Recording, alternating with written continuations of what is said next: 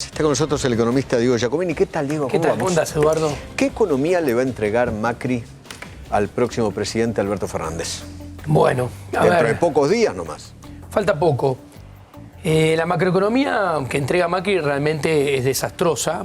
Es la peor herencia de los últimos años, es peor que la del 2015. Concretamente, Macri entrega una macroeconomía con un desastre en materia de nivel de crecimiento. El PBI per cápita es 12 puntos, a final del 2019 es 12 puntos porcentuales más bajo que a final del 2011, 8 puntos porcentuales más bajo que a final del 2015. O sea, esto muestra que la economía real está destrozada.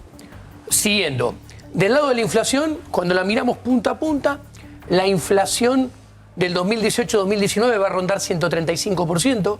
Imagínate que cuando subió la inflación punta a punta de 2 años, 2014-2015 rondaba el 75%.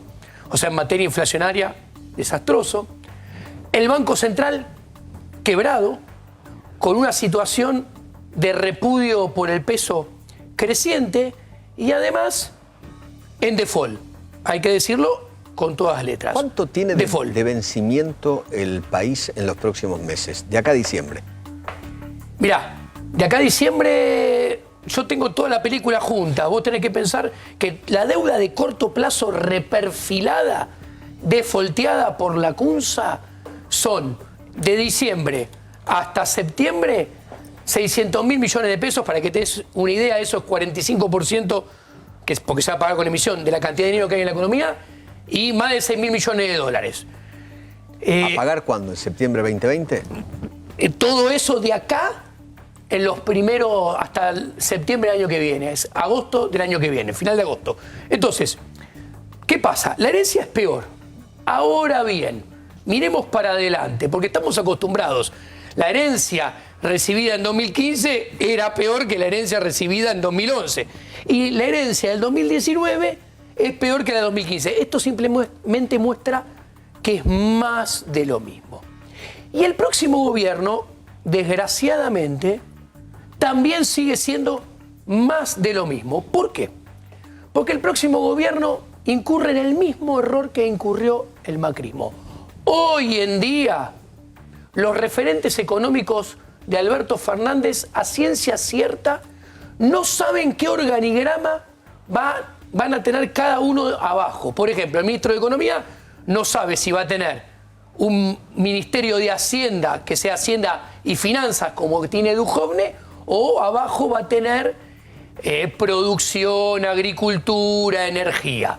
No solamente eso, no saben qué van a tener abajo, sino los ravioles vecinos no saben también qué organigrama van a tener, ni por quién van a ser cubiertos. ¿Por qué digo esto? Te digo que a esta hora te diría que Nielsen es el futuro ministro de Economía de Alberto Fernández.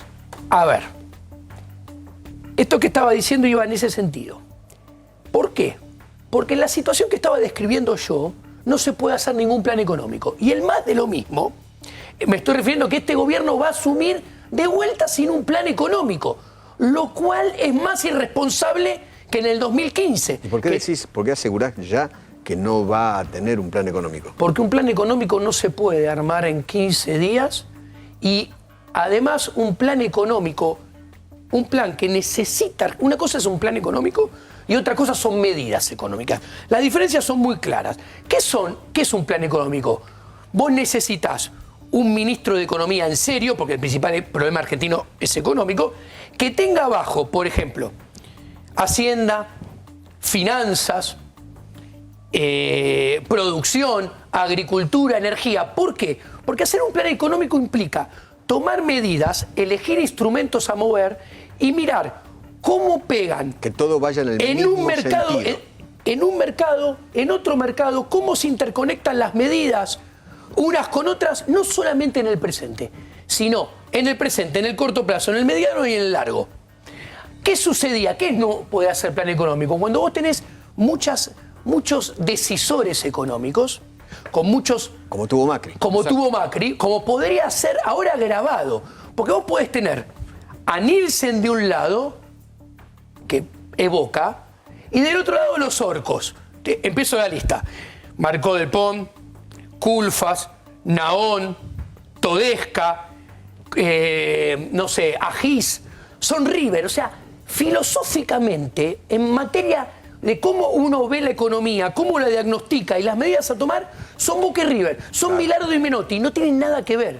Okay. Entonces, en ese escenario no puede haber plan económico. Si van a empezar en discusiones entre ellos, estamos muertos. Ojalá fuera solamente un problema de discusiones. ¿Qué quiero decir? Por ejemplo, vos nombraste a Nielsen. Imaginemos que Nielsen hereda la cartera de Duhovne. Y solamente para mí sería una pésima decisión Alberto Fernández, porque cometería los mismos errores que cometió Macri, que, por ejemplo, Aranguren subía las tarifas y en economía no tenía ni noticia. ¿Vos le sugerirías a Alberto Fernández tener un ministro de Economía fuerte? Fuerte, en serio, con todo debajo de él, porque eso permite una sola visión, con una sola filosofía y hacer un plan económico en serio y consistente. En cambio, si vos ponés a Nielsen con solamente Hacienda y Finanzas, ¿cuál es el problema? Que, por ejemplo, Nielsen, ¿cómo, en ese contexto, que es malo, cómo empieza a trabajar Nielsen? Empezaría, bueno, yo asumo que los bancos de inversión vienen, negocio con ellos, me juntan la gente, logro un 80% de aceptación con una quita determinada y a su vez negocio con el FMI. Error. ¿Por qué error? Porque después están las medidas separadas que toma Culfas en el Ministerio de Producción, que toma otro en Energía, que toma el Banco Central. Entonces, imaginemos un Banco Central que emite. Imaginemos un Culfas que le da bomba a la demanda agregada con más intervencionismo, con más subsidios, con más gasto y más impuestos al capital, atentando contra el crecimiento. Ese accionar de Culfas va contra ¿qué? El resultado fiscal primario y contra el crecimiento económico. ¿Qué sucede ahí? Si vos, la deuda, ¿cómo se paga? Financieramente, en el corto plazo, se paga con superávit primario.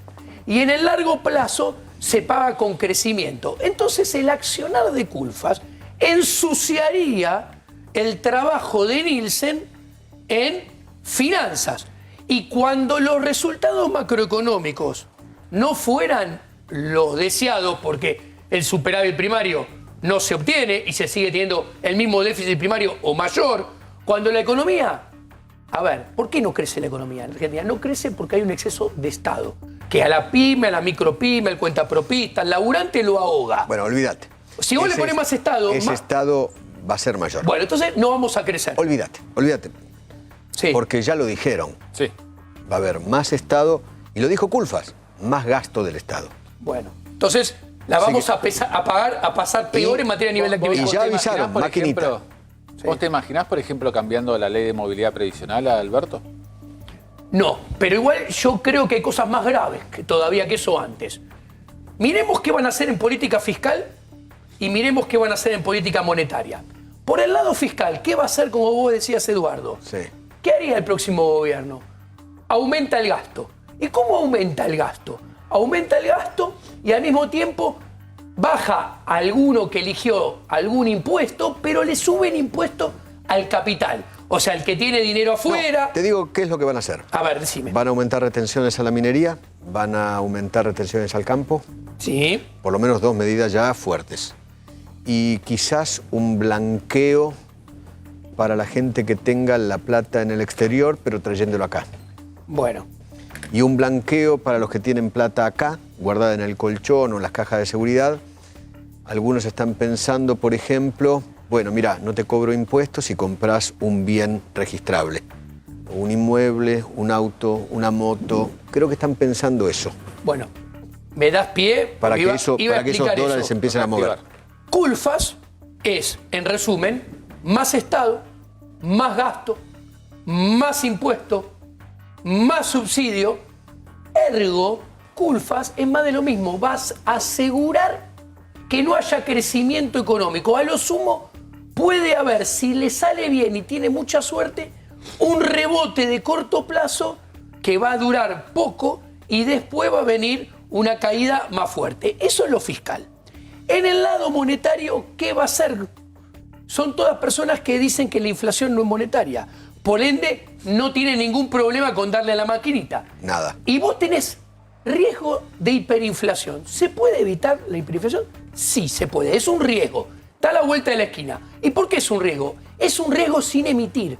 Porque con caída de demanda de dinero ya podría haber hiperinflación. Ahora bien, si vos a la gente que tiene repudio por el peso le tirás maquinita por la cabeza y le tirás más peso, la gente que con esos pesos... Se lo va a sacar más rápido encima. Va a caer más la demanda de dinero, se lo saca más de encima, entonces ¿qué va a hacer? Va a ser más dólar paralelo, más contado con liqui, más blue, y los precios se van a setear a ese nivel. No al oficial. Y no al oficial. Ya pasó. Que también el oficial, como va a pasar eso, lo van a tener que deslizar más hacia arriba. Entonces, en ese escenario va a ser más inflación. Ya tenés dos combos. Sin crecimiento, muy probablemente 2020, peor nivel de actividad que el 2019. Más inflación. Y más inflación que el 2019. Yo Perdón, creo... inflación de... Yo te leí algunos cuadros, inflación de 3 dígitos.